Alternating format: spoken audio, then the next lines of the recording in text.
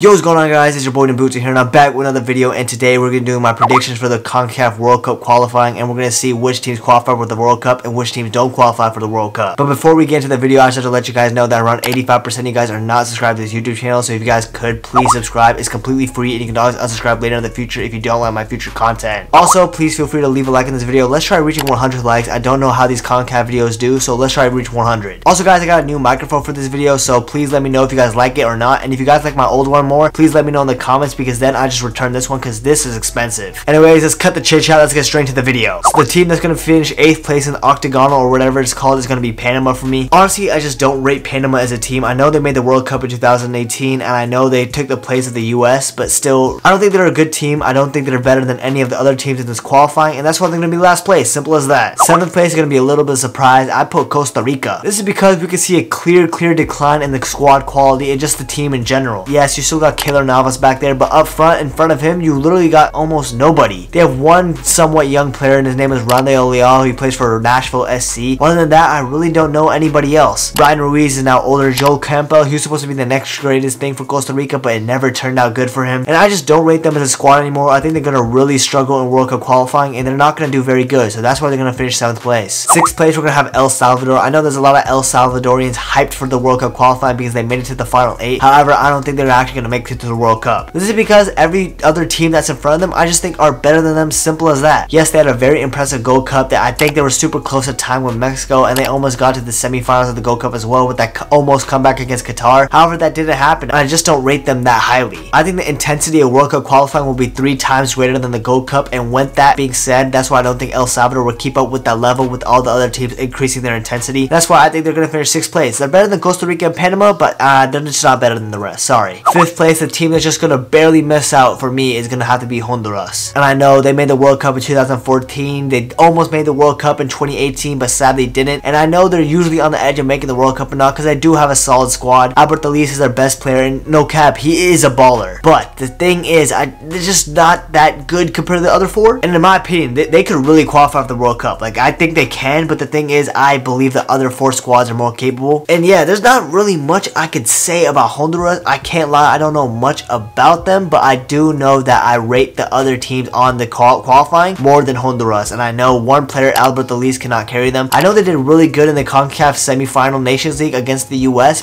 which the US scored a last-minute goal, but I just don't think they're going to do that good in qualifying. Well, 5th place is pretty good, but it's not World Cup, you know what I'm saying? They're not going to make it to the World Cup. So for the 4th place, I got Jamaica. However, Jamaica does not guarantee to go to the World Cup. What I mean by this is 4th place in the Concacaf Octagonal will not guarantee a place in the World Cup. Instead, you have to go play a playoff against some team in another region. I think it's in the Oceania region. But basically, you have to play another team in the region, and if you beat that team in the playoff, then you go to the World Cup. But the 4th place is basically the entrance to the playoff. The top 3 teams, aka the teams above Jamaica in my list, will automatically qualify for the World Cup. However, Jamaica will not. With that being said, though, I think Jamaica is a very capable squad. They have some very good players on their squad. For example, Leon Bailey is a great player. Who else is there?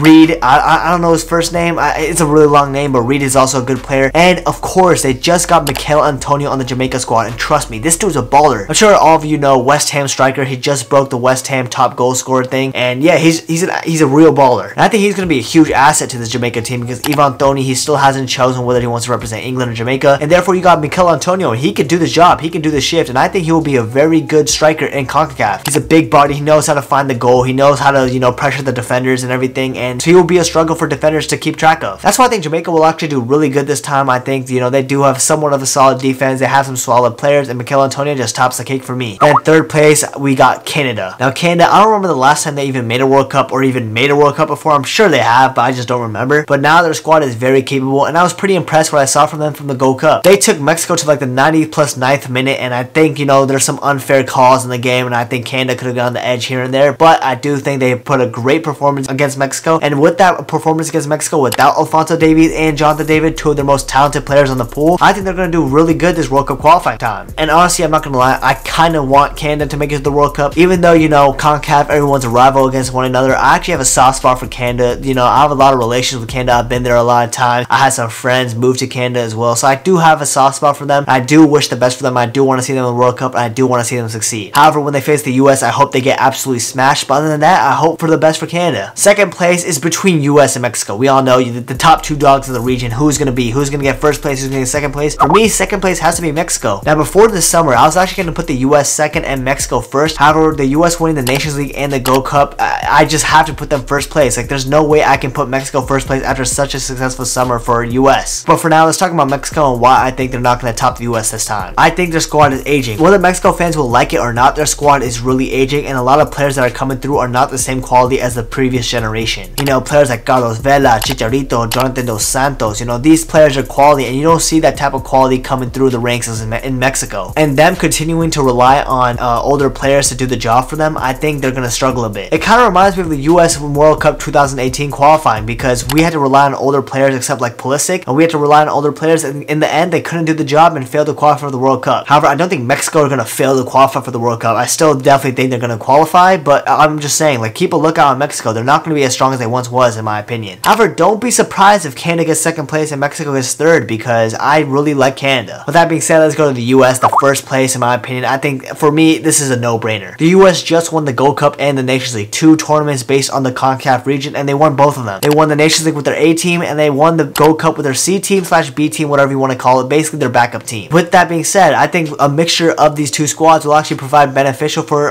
Greg Berhalter, and the additions of new, very young players that are on the rise, like Ricardo Pepi, is going to do really good for the US. And honestly, I just think the US is just a better team than almost any team in the region, pretty much. I think the US are better than Mexico now, and with that, I think the US are better than any other team in the region. However, a lot of people are saying, oh, the US is going to win every game of World Cup qualifying. Whoa, whoa, whoa. You guys must be new USMNT fans, because World Cup qualifying is not that simple. Away games World Cup qualifying is a different animal. It's a different beast. It's not that easy. Even though, you know, El Salvador might look easy on paper, playing away in El Salvador is really crazy, and it can really, you know, affect the performances. The fans ringing the hotels at night at 3 a.m., ringing the US hotels and just bothering them and make sure they don't get a good sleep, and the distractions during the game, throwing water bottles, etc. It's a really big distraction in other countries. So playing away in Costa Rica, Panama, Honduras, pretty much playing away anywhere except, like, you know, Canada, is going to be a really hard fight. And yes, US is going to drop some points. They might drop some points to Costa Rica, they might drop some points to Honduras, El Salvador. They're going to drop points along the way. I don't think they're going to completely sweep everybody, but I still think they're going to do better overall than any other country, and that's why the US are first. Anyways, guys, thank you guys so much for watching my video on the Concacaf World Cup qualifying predictions. Remember to hit the subscribe button. It's completely free, and you can always unsubscribe later in the future if you don't like my future content. And also leave a like. Let's try reaching 100 likes. Also, remember to let me know down in the comments down below if you like my mic. Yeah, that's all I have to say. Thank you guys so much for watching my video, and peace!